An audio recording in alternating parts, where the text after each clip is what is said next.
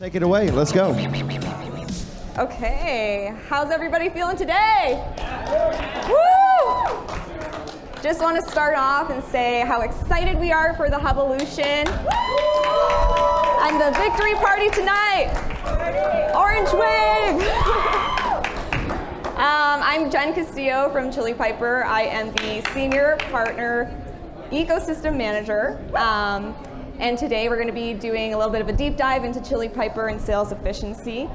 We have a deck. It's not really like a full deck though, a couple slides. So if you guys have any questions, feel free to jump in. There's going to be time at the end for Q&A, but we want this to be as interactive as possible.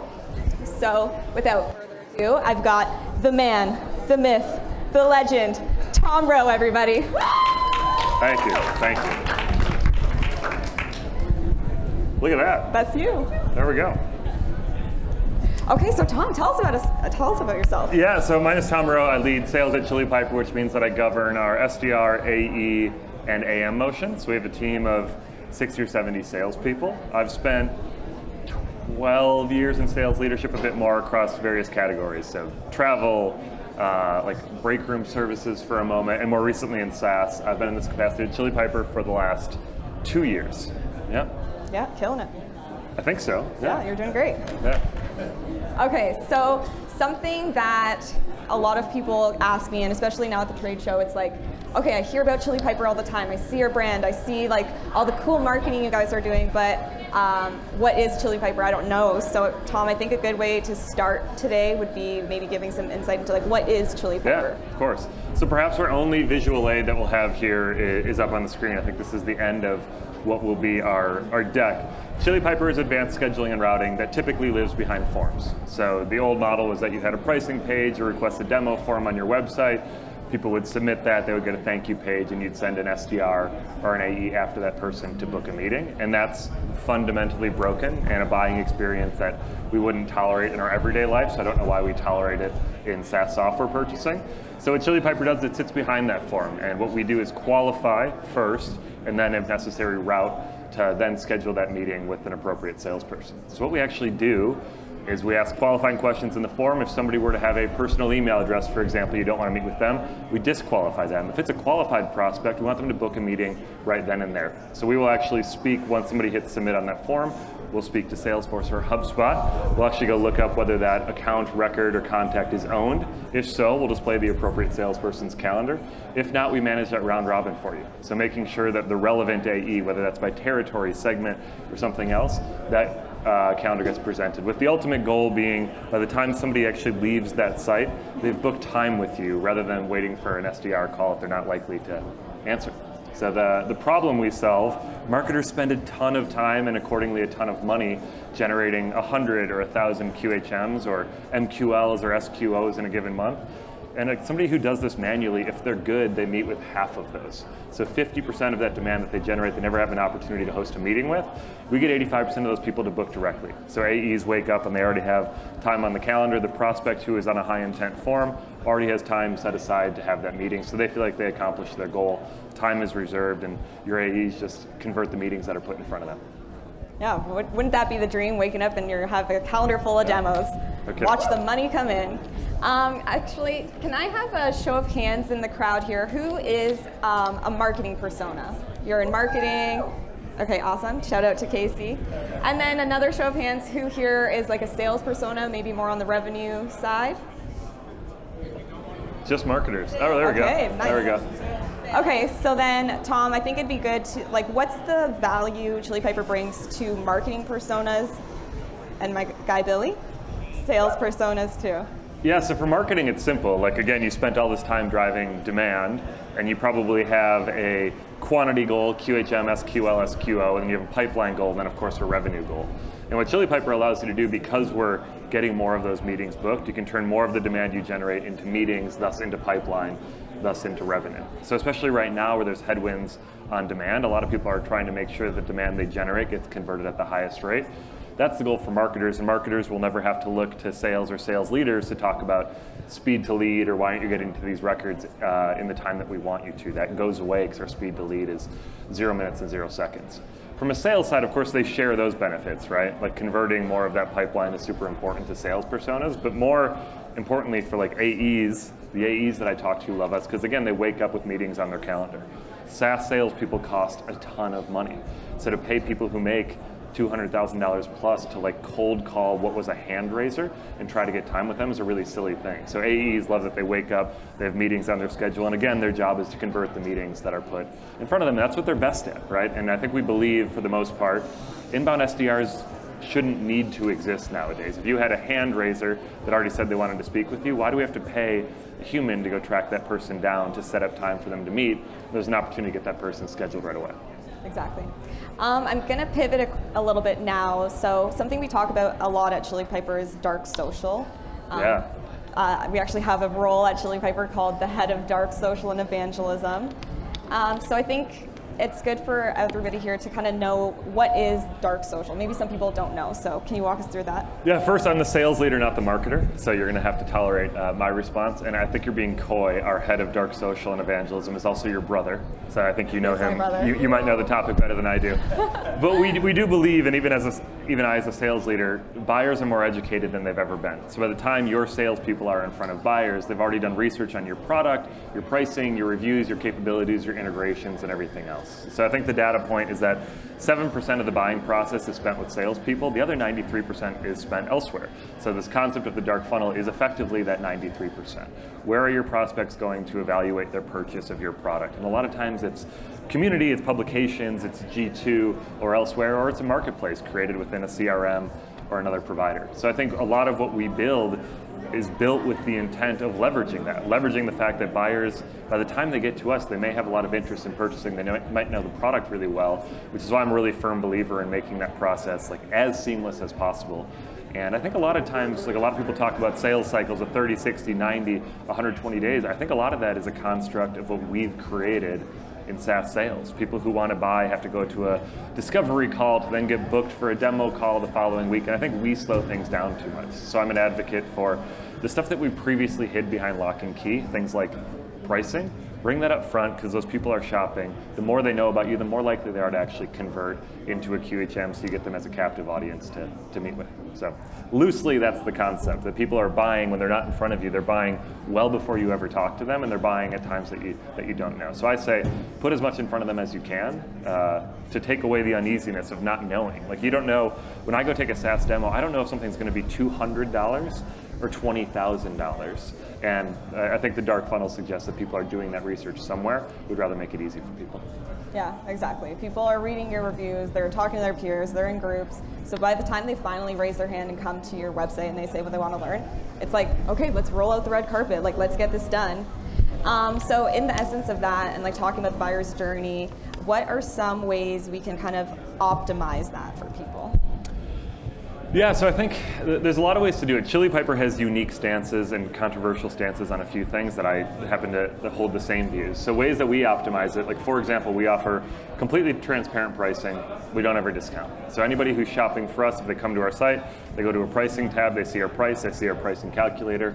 We're fortunate to have a few thousand customers, every single one of which pay the same rack rate on the site. So for us, that's a way to leverage that transparency and actually make my sales team more efficient. Like, the genesis of this conversation is sales efficiency. I think it's a more efficient way to do business, even if it's against the status quo.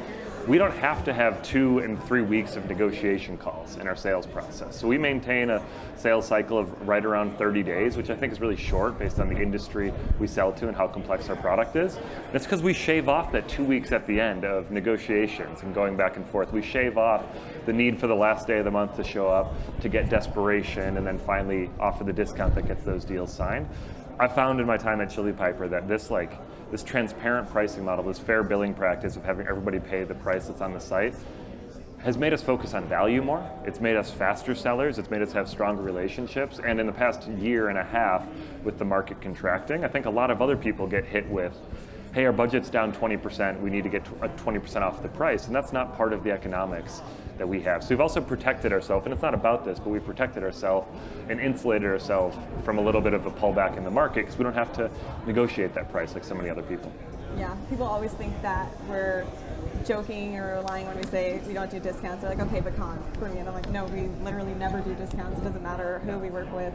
The pricing is the pricing. Yeah, we have We have old Chili Piper employees, we have investors, all sorts of other folks that say, well, because I'm an investor, of course we'll get a discount, right? And inevitably it ends up being me on that call saying, no, I'm so sorry you don't. Every person pays the same price, so that I can look each person in the eye and say, you're going to pay the same price as everybody else. Whether you buy 10 licenses, 100, or 1,000, it's the same price for everybody. And that, if we were to break that one time, we ruin it for everybody, right? I can only maintain this policy if it's a no exception policy. So I feel really good about that. Yeah. Thinking about sales efficiency and kind of the buying process, can you walk us through the idea of like demoing on the first call? Yeah, we try to make it quick for people to buy. So again, if you believe that people are educated by the time they get to you, then you should give them what you offered them. We have a book a demo call to action. So when people get to my AE team, it's because they asked to book a demo. And we give them a demo on that first call. We do 10 minutes of discovery, we do 20 minutes of demo, we leave 15 minutes to talk next steps.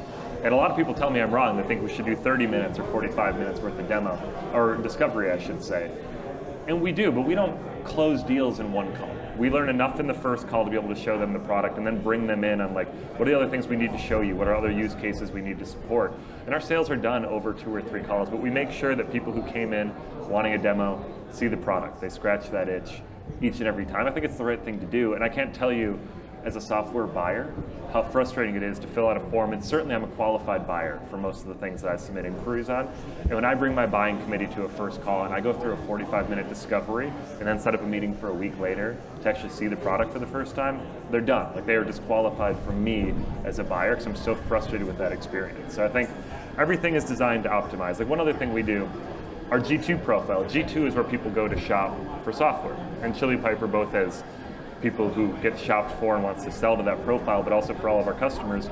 We allow people, both for ourselves and for our customers, to book meetings directly from G2. Yeah. So instead of this submit an inquiry, somebody will reach out to you, they can actually leverage Chili Piper's technology, book a meeting right then and there to make it simple. So they leave G2 with a meeting booked with Chili Piper, whatever other one of our customers they're shopping for. Yeah, the idea of like doing a demo on the first call, for some reason it's like there's like so much controversy around it. Yeah. For me, it's like a no-brainer, and we've done a lot of stuff and like published a lot of like social posts and articles about it. As a buyer, you're an SVP, like you're taking the time to like figure out you want to buy software. When you get there, yeah, to have like a 30-minute disco call with an SDR, it's almost like, okay, come on, like let's be efficient, guys. I want to see the product. Let me make it. Okay, so I think we might open it up to any questions. If anybody has any questions about Chili Piper, Casey, the lovely Casey. How does Chili Piper play into the whole Hubvolution narrative? I'll take a stab at it. How does Chili Piper play into the role of the Hubvolution? Was that the question? Yes. How does it play to the movement? You know what I'm talking about? Yeah. So we, I won't say who, I think people could probably make guesses, but for the, Chili Piper's about 7 years old, and for our first 3 to 4 years, we supported a single CRM. And about 3 years ago, we added direct integration with HubSpot, which allowed customers who are on HubSpot CRM. We've always have people who use HubSpot for marketing automation, but HubSpot CRM customers could sign on. And nowadays, just 3 years later, I think 30 to 35% of our new logos come from HubSpot customers. Like a really, really meaningful share. In fact, some of our largest deals are coming from HubSpot customers. And as a software buyer myself, I think there's this view or this recognition that there was a misconception years ago, perhaps 5 years ago or more, that perhaps if you bought HubSpot, the other technology that you were interested in wasn't going to work. Like you were going to limit yourself for like the audience of technology that you could actually go buy. And I think we're evidence of the fact that people have realized there's a broader market out there. And there's especially like sitting on the floor, there are categories of business like ed tech, healthcare tech, nonprofit spaces where I go to a lot of shows, and it is at this show where I get in front of that audience a lot. So I think HubSpot's done a really good job of building critical mass. People are realizing that the technology you're interested in is going to integrate directly with HubSpot. And HubSpot, just from a go-to-market perspective, as a spectator, an outside observer, seems to have like cornered the market in what tends to be some actually pretty lucrative audiences. So that's my view as an outsider, just my perception of things. I don't know if you have anything to add. Yeah, the only thing I'll say is like a little plug. I did write an article about the Hubvolution, and when I'm talking about so this idea that like eventually you're going to scale off of HubSpot. Like you're going to get to a point where like HubSpot's great for like a startup, maybe mid-market, but if you get bigger, you're going to scale off. So this idea of the Hubvolution and how Chili Piper comes into play with it is like the idea that like, okay, yeah, as you're growing and your sales teams get more complex and your lead routing rules get more complex, pull in an integration partner like Chili Piper, still use HubSpot as your CRM, but now you've got these like more complex lead routing and scheduling capabilities. So you don't necessarily have to like scale off of it. You can leverage us as a partner and we can grow with you so that we still can ride the orange wave together. HubSpot is for enterprise, and Chili Piper can take you there. Got time for one more question, maybe? I got one. My question is very concise. Yeah. Will you be at the after party tonight? Yes, we'll be at the after party tonight, and Of course, you're gonna be there. I've decided with weather I'm not going to wear skinny black jeans and a black jacket. Oh, you should do that. Yeah. The skinnier the better.